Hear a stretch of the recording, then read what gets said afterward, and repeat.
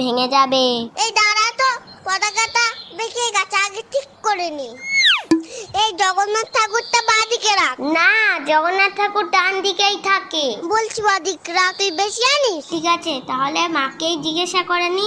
মা, জগন্নাথ ঠাকুর কোন পাশে থাকে? বাঁদিক না ডান দিক? তোমার সামনে থেকে ডান দিকে। দেখলি তো কি বললাম। শোন না ভাই, তুই এই বাজনাটা বাজা, আমি রথটা টানি। না, তুই বাসনাটা বাজা, আমি আগে টানবো। বলছি তো আগে আমি টানবো, দে আগে আমায়। তুই সস্তা, আমি আগে টানবো। আমি সবটা সাজিয়েছি, তাই আমি আগে টানবো। না, তুই সর, আমি আগে রথ টানবো। না, আগে আমি টানবো। এই যা, রথটা ভেঙে গেল।